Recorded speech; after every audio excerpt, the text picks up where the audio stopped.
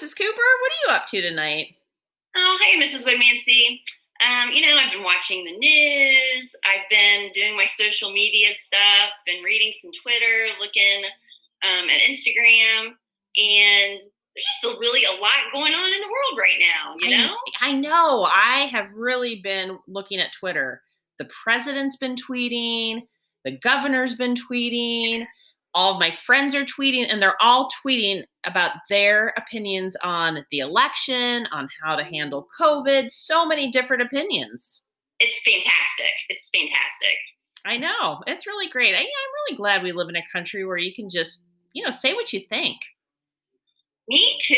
Wait, you mean there are some countries where you can't say what you think? I think so, Mrs. Cooper. Isn't that crazy? It's I think I crazy. was reading an article the other day about a place called Hong Kong. Hmm, Do you that know sounds do you know interesting. anything about Hong Kong, Mrs. Cooper? You know, I know a little bit, but not tons. As a matter of fact, I think Mrs. Reed is about to do something with her seventh graders in Hong Kong. Did you hear anything about that? Yeah, that's right. The Nat Geo Explorer, who's from Hong Kong, that did this whole article on how people in Hong Kong are maybe not allowed to say what they think right now. What? I know. It's really kind of crazy. So, hey, Mrs. Cooper, I think we should learn a little bit more about Hong Kong. I think we should too. Okay, let's Let's, do it. let's do it. Here we go. Well, you know what, Mrs. Cooper? Let's do it. Let's learn about Hong Kong. Where should we start? I think it's kind of the one thing I do know about Hong Kong is that it's in the water, like it's on the outside of China. I think we need to know a little bit more about that. But I can tell you, like when people talk about Hong Kong, I always think about fishermen and farmers, and I do know that it is really this booming metropolis. Like it's a big city where the Chinese and the Western influence kind of come together. Huh. Well, that sounds really interesting. Well, you're absolutely right. It's on the coast. So here's a picture. I found a map, Mrs. Cooper. So we can see here that Hong Kong is right here on the coast of the Pacific Ocean. And it's also adjacent to the People's Republic of China. And if we zoom in a little bit more, we can see that it's really made up of lots of different islands, Oh yeah, which is yeah. interesting. So, islands called the New Territories, Kowloon, Hong Kong Island. That is really pretty interesting. But, it is right next to China. And Oh here's a yeah. picture of the Chinese flag next to the flag of Hong Kong. What do you Oh, think that's that interesting. means? What are some things that you notice about those flags? Well, that's a great question. I'm noticing they're both the same color. I'm noticing they both have stars on them. There's They really both kind of have 5 stars. Oh, you're absolutely right, Mrs. Cooper. What a great observation. That's very interesting. I Well, bet it means something. it We'll have to must find that out. it must mean something. You know what, Mrs. Cooper? I just read that Hong Kong is a special administrative region of China. That's an interesting term that I've never heard of before. Me either. And that's what's kind of cool. Like when you start learning more information about something, you actually start coming up with more questions. So I wonder what that really means, what their connection with China is. Me too. Yeah, here's another picture. Yeah, here's this phrase Special Administrative Region of the People's Republic of China. And here I see that China and Hong Kong, they have a border that they share. It's only about 20 miles long, which isn't very big, but I think that border must be pretty important. I'm sure it is. I still can't get over how many islands make up Hong Kong. Like, as a matter of fact, I didn't realize it's over like 260 islands. I know, that's really fascinating. I did Very not realize that. Definitely an area that's connected to the sea for sure. And you Yes, brought up for sure. fishermen before. I can see why. All right, well, let's keep learning. Ha! Now this is interesting. These islands, they're very hilly and mountainous. I bet it's beautiful. Yeah, I I mean, it is think beautiful. 40% of Hong Kong is actually protected wilderness. Wow, I that's know. amazing. I had no idea. I didn't either. I think when I thought of Hong Kong, I thought of just a huge city. I didn't think Me about too. any wilderness. Me too. And I think it's because of the pictures that I have seen seem to have been in the city. So that's amazing. I agree.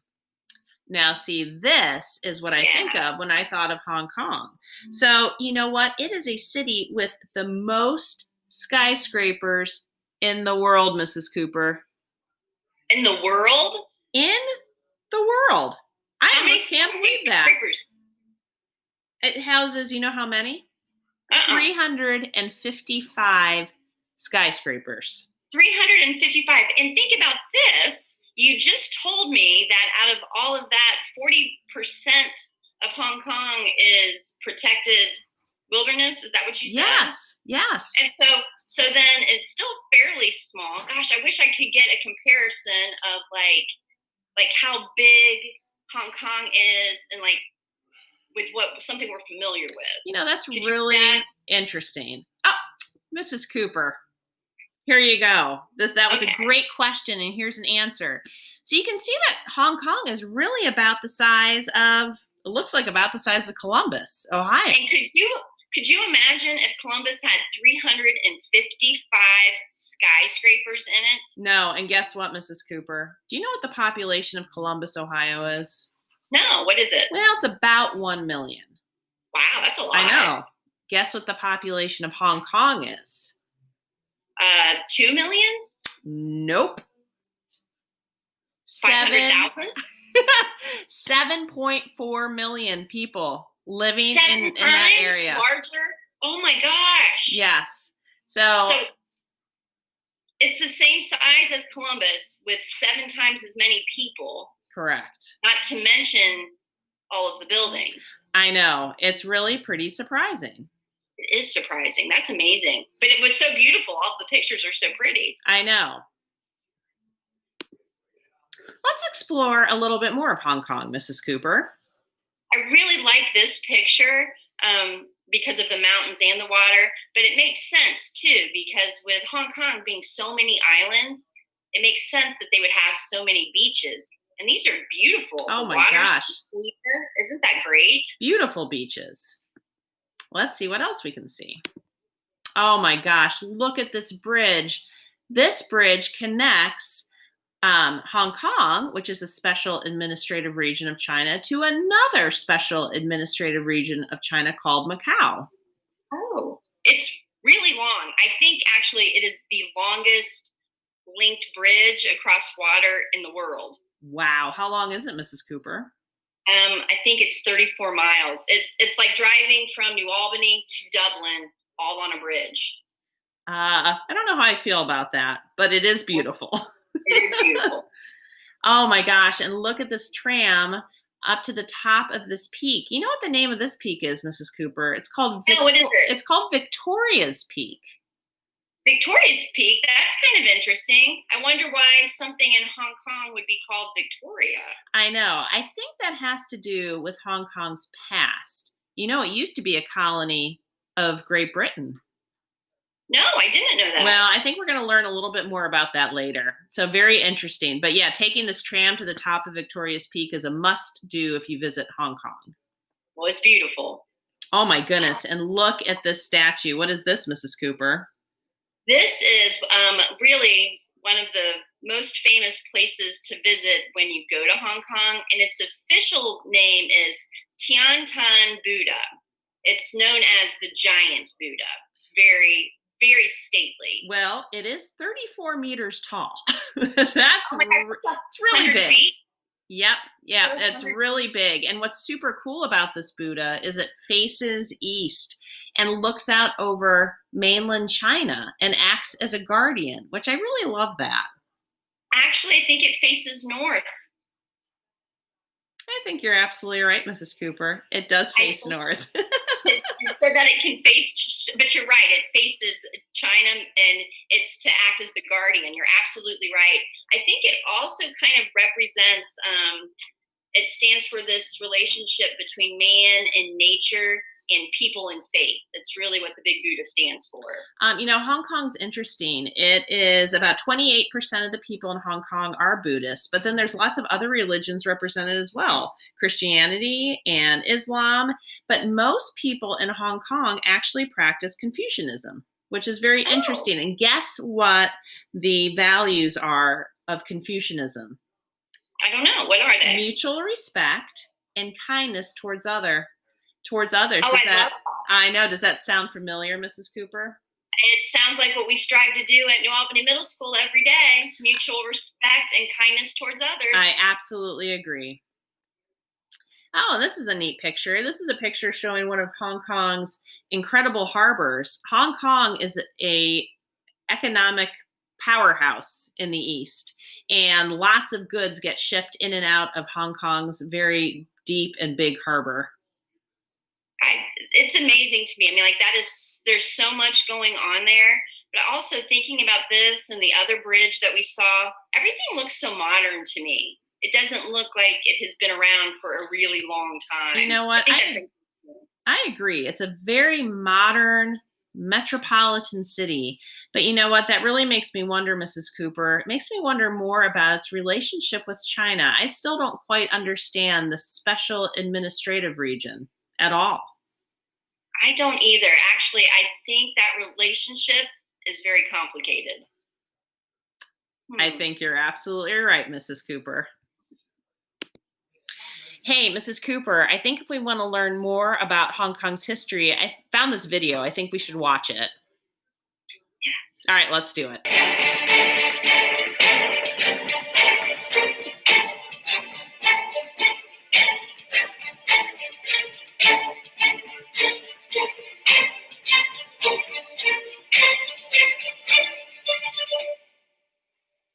Before the British arrived, Hong Kong was mostly a small fishing community and occasional haven for pirates. They had come to buy Chinese goods such as tea and porcelain, which was highly prized back in England. The conservative Chinese government, however, restricted trade with foreigners to the port of Canton, or Guangzhou, and local officials taxed imports at very high rates. The bankrupt East India Trading Company soon found itself at a huge trade imbalance, buying highly prized Chinese goods with the only payment the Chinese would accept: silver. In an effort to correct this imbalance, the British began smuggling opium into Canton, which is the only thing the Chinese were interested in buying. This effectively reversed the trade imbalance and created an epidemic of opium addicts. Things soon spiraled wildly out of control when the Chinese clamped down and destroyed British opium without compensation and cut off food supply to the traders in an effort to drive them away. So the British decided to leave. Just kidding, they stayed and were eventually attacked by Chinese ships on the island of Hong Kong. Now, I don't think the Chinese are aware that you just don't mess with the British Navy in the 19th century. The British sent in ships and soon won the so-called Opium War, and China was forced to hand over Hong Kong Island to the British, as well as abolish the Canton-style import taxes and open more trading ports. The first British institutions began showing up, mostly churches and missions to spread Christianity. When mainland China became embroiled in conflict, the British invaded Beijing in an attempt to force the handover of the Kowloon Peninsula to give Hong Kong Island a buffer zone. And then, in 1989, they leased the new territory surrounding the area for a period of 99 years, or as good as forever. As Hong Kong grew, it began heavily westernizing in education, government, and even culture. The differences between Hong Kong and China began growing as the mainland became more and more unstable. Hong Kong's defining moment came during the Second World War, in which it was invaded and occupied for 3 years by the Japanese. More than 1 million people fled or were deported by the Japanese, who ruled Hong Kong directly by the military. British rule was then re-established after the Japanese Empire was defeated, although it was now a shadow of its former glory. However, its saving grace came with the Chinese Civil War, after which many of the wealthy business owners fled the communists and took refuge in nearby Hong Kong. As the prosperity of a nearly unregulated capitalist society took hold, so too did inequality skyrocket, and hundreds of thousands flocked to the prosperous island, living in poverty and extremely dense living quarters. Fires and diseases were rampant. When the West blockaded trade with China for its support of North Korea in the Korean War, Hong Kong had to do a complete 180 on its economy. Hong Kong's wealthy white-collar elite turned to finance, consultancy, electronics, and manufacturing, which caused a huge boom in prosperity. Hong Kong became ridiculously wealthy in the next few decades and earned its nickname the Pearl of the Orient. In the 70s, it became much more progressive, with landmarks such as equal pay for men and women and social programs to subsidize education. Life expectancy rose and corruption fell. Uncertainty over Hong Kong's future began with the lead up to the lease expiry in 1997, in which China demanded not only the new territories, but Hong Kong Island as well. At the negotiation table, Margaret Thatcher secured a deal on the One China, Two Systems policy, by which Hong Kong would remain largely self-governing for a 50-year handover period. So, as it remains today, Hong Kong is still largely independent, with its own economy, currency, passport, and is functionally a country for all intents and purposes. However, nobody really knows what will happen after the handover is completed in 2047. You know, Mrs. Cooper, I think I would really like to learn more about the one country, two systems. I think so. It's been coming up a lot, so it must be really important. Yeah, I found this video. Let's watch this. One country, two systems is the constitutional principle under which China rules Hong Kong. The brainchild of former Chinese leader Deng Xiaoping, the policy was meant to ensure a smooth transition after Britain handed the former colony back to China in 1997. The arrangement gives Hong Kong a high degree of autonomy except in foreign affairs and defense matters. As a special administrative region of China, Hong Kong retains its own government, legislature, and courts, as well as its own currency. Hong Kongers have rights that people on the Chinese mainland do not enjoy, such as the freedom of assembly and free speech. For example, Hong Kong and the other special administrative region, Macau, are the only places in China where authorities allow memorials marking the 1989 Tiananmen crackdown. The system guaranteeing these rights was supposed to remain unchanged for 50 years from the handover, or until 2047. But decades before the deadline, some believe one country, two systems is already under threat. The city's mini-constitution, the Basic Law, says no mainland official can get involved in local government affairs. But Beijing is accused of increasingly doing just that. In 2015, Li Po, who sold political and gossipy books about Chinese leaders, was allegedly abducted by mainland agents and taken across the border. Similar arrests also happened to 4 other booksellers. Some local politicians have accused the central government's liaison office in Hong Kong of trying to influence elections or lobbying legislators to support unpopular new laws. Some pro-democratic lawmakers were disqualified over an oath-taking incident in the Legislative Council in 2016.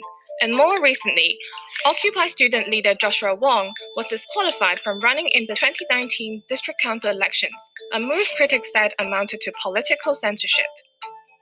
The political crisis, which started in June 2019, was triggered by the introduction of a now withdrawn extradition bill, which would have allowed fugitives to be transferred between Taiwan, Macau, mainland China, and Hong Kong.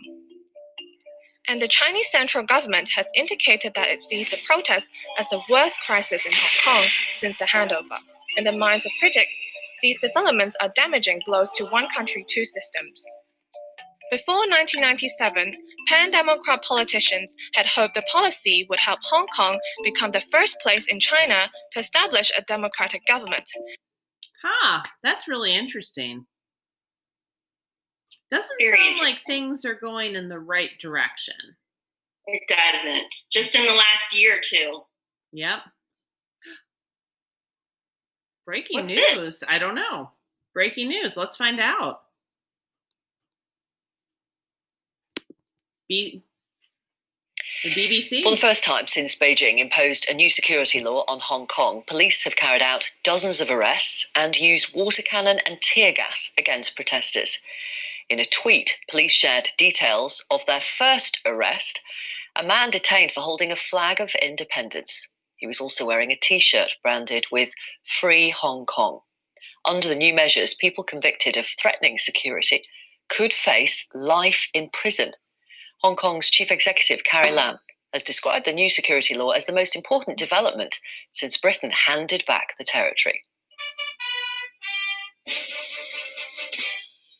At a ceremony marking the 23rd anniversary of its handover, she called the law a turning point.